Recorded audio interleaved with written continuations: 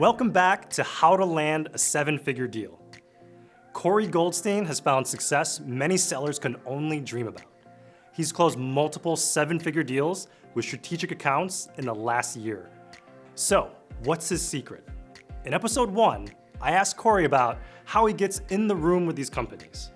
This time, I'll be asking him about how he wins over the stakeholders and sells the power.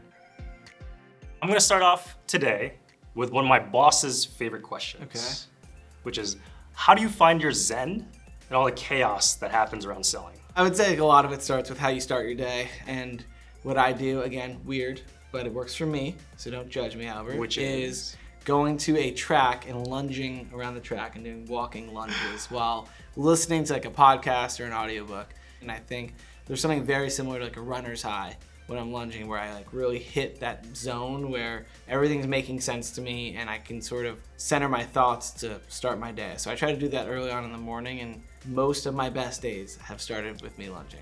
Let's get into the questions about seven-figure deals. So the first thing I want to figure out is, when you're working a deal of this scale, how high up in the organization is it important to build relationships to make sure this goes well?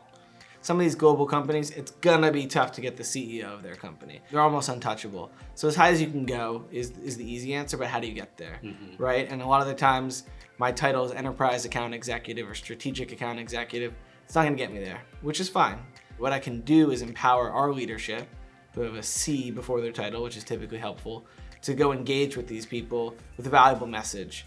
The best thing that I can do is empower our leadership to know what's the story, what's the value, what does this person care about? So when they eventually get that meeting or they're crafting the message to them, it makes sense and it's making the most valuable time out of the time that they have together. Gotcha. So when you're building out like your champions, as well as like getting multi-threaded an account, does it become even more complex? Do you have more champions? Do you kind of rely heavily on like just a few? Like, what's your plan of attack there?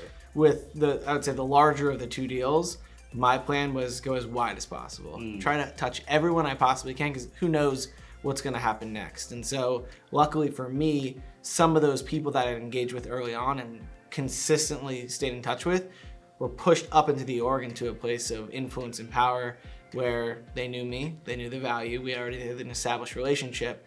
And once I was able to tie that strategic objective to what we can do, it was much easier to go after them. But I think a big learning lesson for me was, don't rely on one person, because who knows if they're gonna be there tomorrow. How many detractors did you find yourself running into, and how did you handle each one of those? A ton. I would say political capital is not something that's light at these big companies. When I came across a detractor, I think the first thing I always try to do in life and also in business is, like, if someone's against me, perspective, why? What's their angle here?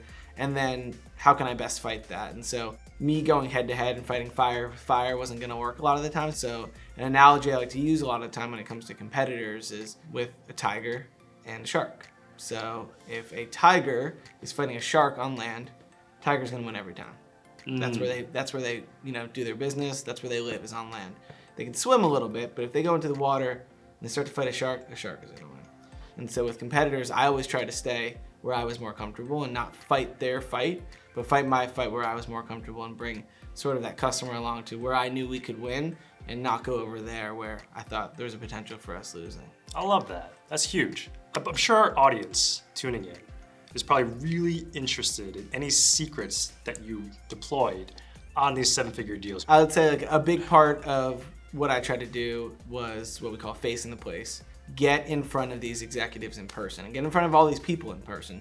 When we actually break bread or spend time in person, we really get to know each other. So that's where it helps to have coaches and champions within the org to ask, hey, when is leader A gonna be in Dallas? Or when are they gonna be in Dublin or London? That's funny, I'm gonna be there next week, actually. And finding a way to get there on site and, serendipitously figuring out how to run into them, and then maybe, hey, are you available for a happy hour or a drink later? And using those opportunities to advance my deal forward, not too aggressively, like I'm here to close this deal, but more naturally. That's excellent, okay. So I feel like it's a pretty uncontroversial take to say that, like, tailoring your approach to an account or a person within a company that you're trying to reach out to is best practice. Do you take it to another level when you're dealing with like a potential seven-figure deal? So some of the things that I did was I asked, what's your business case template? And had them send me over their template and put my business case in their template and sort of make sure that my messaging aligned with the verbiage they used, which is important. I think if you're not knowing who their competitors are and you're, sort of misspeaking, they don't feel like you really know them. You don't know their org, and if you're using the same words, like at Salesloft, we call ourselves lofters. So I was selling to Salesloft to say, how many lofters do you think we would need a license for Salesloft? And I was saying how many reps, or how many sellers, or how many, there's so many acronyms at these companies. You gotta use the acronyms. You gotta know SDR versus BDR versus XDR, CSD, corporate sales development, and using the right verbiage, I think sort of took me to the next step of these people really thinking, okay, Corey gets it, and he understands our company and understands the inner workings, and I trust him.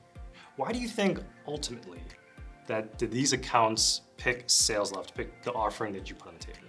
Yeah, I think over time, a lot of what it came down to was I was obsessed, which is part of it, and also I was passionate. And so luckily I believe in the product I'm selling. I think that some of the times when I was doing a presentation or I was on a meeting with them, I was so passionate about the fact that we can help them, because genuinely I'm not trying to shove a product down your throat. I'm genuinely trying to help you, and I get it. And here is literally the solution to the problem you've been trying to solve, or the challenge that you're trying to solve. I think that the passion and the obsession I went through to try to figure out what those actually were, and then really just the belief that I knew that Salesloft could solve them, was sort of the X factor at the end of the day for getting them to invest over $1 million into software to solve their problem. Oh, that's a big deal. And I love that, because ultimately, still, even in B2B sales, selling is still like a human-to-human interaction. All right, Corey, well, thank you again so much. And in our next episode, we're gonna be talking about actually closing the deal and getting to deal closure, and talk about your experience with that.